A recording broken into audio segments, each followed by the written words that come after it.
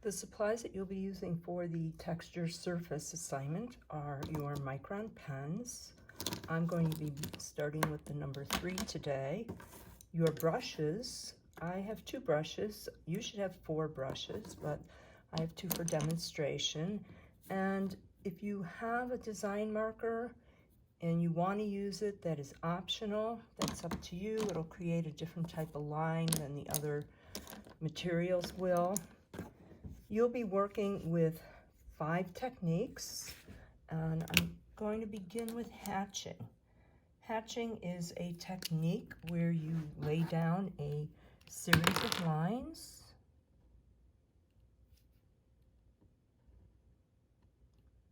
equidistance, and hatching, all of the techniques I'll be showing you today create value. We haven't talked specifically about value. Value is the contrast between light and dark and the variations of light and dark. And the way that you create darker values is by placing your hatch marks closer together. I'm going to start placing some closer together so that you can see how it optically creates a darker line.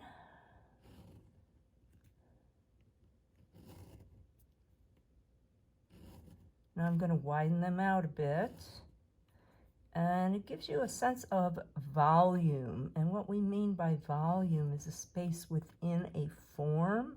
Form is the term for 3-dimensional, and shape is a term when it's 2-dimensional. So you will be working with this idea of form, although we will not be working with linear perspective at this point. We'll work with that in the next assignment. Okay, so that's hatching. And I'm going to go back and lay in some more lines closer together, because you can vary the lines within a shape that will give you a sense of a wave. So cross hatching is exactly that. We're going to go back in the other direction. And keep in mind that when you're hatching, the lines create a direction. You are moving the viewer's eyes by where you place the lines. And when you cross hatch, not only do you give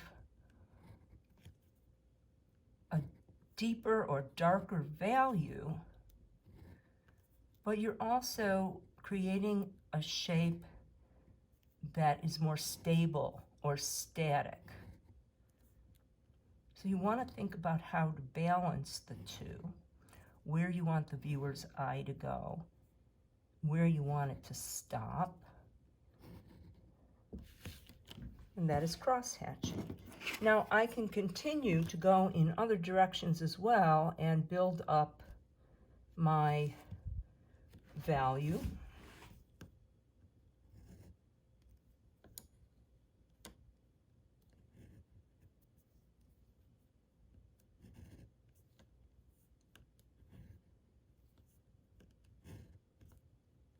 And so on and so forth.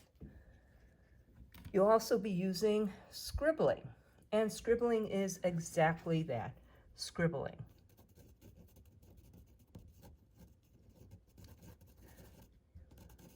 If you look at the examples that are provided, there's a wide range of shapes and ways to use scribbling.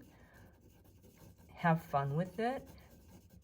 The only thing you cannot do is create images, such as I don't want to see hearts or arrows, but anything else that you can think of, I want you to have some fun with this, be imaginative. Now, all of your rendering techniques, and what I mean by rendering is just using the materials to bring forth images or shapes, should define the shapes next to it. So you can use tape, or you can use a ruler. You don't want to use a lot of outline. You can use outline for emphasis. The problem with using a lot of outline is it will flatten your composition. You won't get a sense of depth in the way that you would like to get some depth. even though we're not using perspective. This is kind of dipping our toe into creating depth in a composition. You'll also be using stippling. Stippling is made up of a series of dots and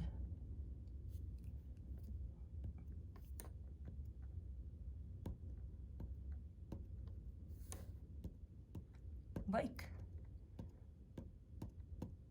hatching and cross hatching, the closer it is, the darker the value. I'm trying to keep my hand out of the way so you could see this. It's a little hard to stipple on an angle. So you can see where I'm adding more dots, it will begin to look a bit darker.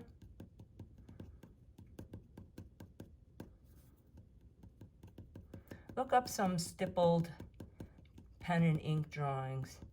It takes a lot of patience, but the results are phenomenal when you learn how to do stippling.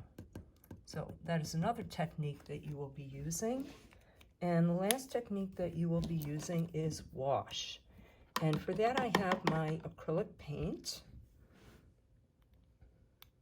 Now if I take the acrylic paint right out of the jar, you can see it's very dark. I want to vary my value. I want to vary the lights and the darks that I'm using in my composition. And the way to do that is to add water. So you can see I have a very, very light gray here. You can barely see it. I'm going to do something a little bit in the center. Here we go. That would be equivalent to a dark gray. I add a little more water. We have a light gray. You can also combine techniques if you like. If you want to use a wash with a scribble or a stipple, you can decide whether you want to put that wash on first and let it dry, or you can put it over one of your other areas. You can use it in hatching, cross hatching. And that's going to give you a wider range of technique and value, more contrast, more subtle changes in depth to create a more interesting composition. Related to hatching and cross hatching is contour. And for those of you that have taken drawing, you have certainly done contour and cross contour, and you are certainly allowed to use it here. And that is learning and defining a three-dimensional form by making your way around it. So we have a circle here.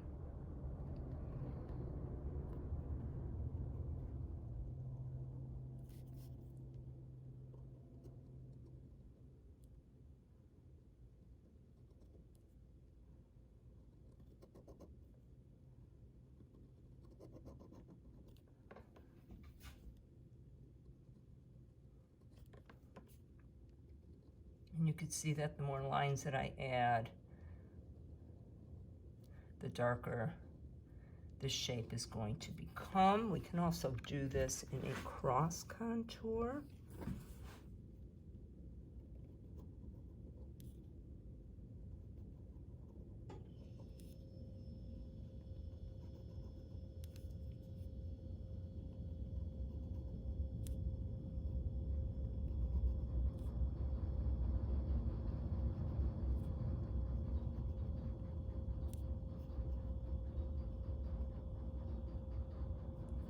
So there you have it. Those are the techniques that you will be using. Have fun with the assignment, and I look forward to seeing the results.